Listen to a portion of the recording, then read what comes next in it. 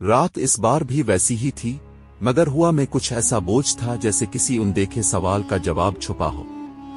गांव के आखिरी किनारे एक झोंपड़ी में एक यतीम लड़की बैठी थी।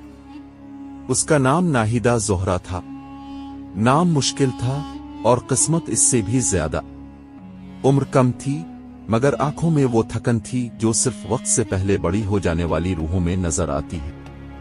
माँ बाप की कब्रें गांव के पुराने कब्रिस्तान में थीं, और उनके बाद जो लोग बाकी बच्चे थे वो सिर्फ यादें थीं, रिश्ते नहीं। इस रात नाहिदा ने चूल्हे में आग जलाई, मगर बर्तन खाली रखा, जैसे वो भूख को आजमा रही हो कि देखो आज तुम मुझे कितना तोड़ सकते हो। इसी लम्हे दरवाजे पर हल्की सी दस्तक हुई, इतनी आहिस्ता कि अगर दिल जागा ना होता तो आवाज सुनाई ना देती। नाहिदा चौंक गई।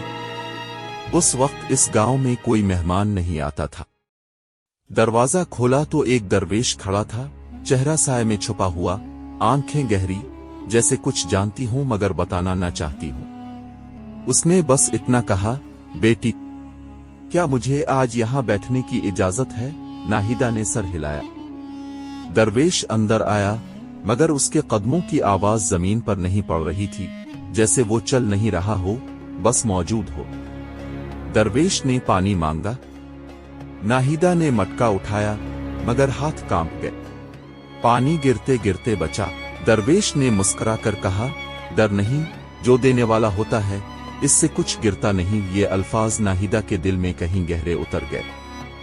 दरवेश ने पानी पिया और आसमान की तरफ देखकर कुछ पढ़ा, इतना आहिस्ता के अल्फाज नहीं, बस असर महसूस हुआ।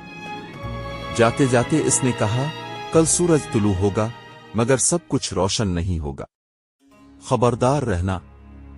सुबह गांव में शोर मच गया। पुराना कुआं जो बरसों से सूखा था, रातों रात पानी से भर गया था। मगर अजीब बात यह थी कि इसका पानी दिन चढ़ते ही कड़वा होने लगा। लोग परेशान थे। कुछ ने कहा यह नेमत है, कुछ ने कहा आजमाइश। नाहिदा को दरवेश के अल्फाज याद आए, सब कुछ रोशन नहीं होगा। इसी दिन इसे महसूस हुआ कि लोग उसकी झोंपड़ी को अजीब नजरों से देख रहे हैं, जैसे वो इस वाकये से जड़ी हो। रात को उसने महसूस किया कि कोई इसके दरवाजे के बाहर खड़ा है, मगर खोला तो कोई ना था, सिर्फ जमीन पर लकीर सी बनी हुई थी, जैसे किसी ने ऐसा टेक कर जमीन को छुआ हो। दरवेश दोबारा कई दिन बाद आया, मगर इस बार वो पहले से ज्यादा खामोश था। उसने नाहिदा से कहा, हर दुआ फौरन रहमत नहीं बनती, कुछ दुआएं पहले पर्दा हटाती हैं। इसी रात गांव में एक बच्चा कुएं में गिरने वाला था, मगर नाहिदा की चीख पर बच गया। लोग कांप उठे। कुछ कहने लगे कि लड़की को पहले से खबर थी। शक ने जन्म लिया। नाहिदा ने पहली बार महसूस किया कि दुआ कभी कभी इंसान को महफूज नहीं बल्कि निशाने पर भी ले आती है। फिर कहत आया और साथ ही नाहिदा बीमार पड़ गई। बुखार में वो एक ही मंजर बार बार देखती रही, वही दरवेश, मगर उसके पीछे कब्रिस्तान, और कब्रिस्तान में उसके माँ बाप की कब्रों के बीच एक तीसरी कब्र, जिस पर कोई नाम नहीं लिखा था। तीसरी रात दरवेश आया। इस बार उसने अपना चेहरा पूरी तरह दिखाया। नाहिदा की आंखें फैल गईं, क्योंकि वो चेहरा इसने पहले देखा था, माँ की पुरानी तस्वीर में, एक ऐसे शख्स के साथ जिसे कभी किसी ने पहचाना ना था। दरवेश ने आहिस्ता कहा, मैं वदा करने नहीं आया था, मैं अमानत लेने आया हूं। उसने दुआ की, ऐसी दुआ के बाहर हुआ रुक गई और अंदर बुखार टूट गया।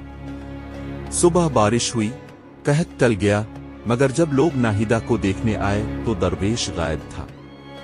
कब्रिस्तान में वो तीसरी कब्र मिट्टी में बराबर हो चुकी थी, जैसे कभी थी ही नहीं। नाहिदा आज भी जिंदा है, मगर उसकी आंखों में अब सवाल नहीं, यकीन है। वो जान गई है कि कुछ दुआएं आवाज से नहीं, राज से पूरी होती हैं, और कुछ दरवेश मुसाफिर नहीं होते, वो माजी होते हैं जो वक्त आने पर वापस आते हैं।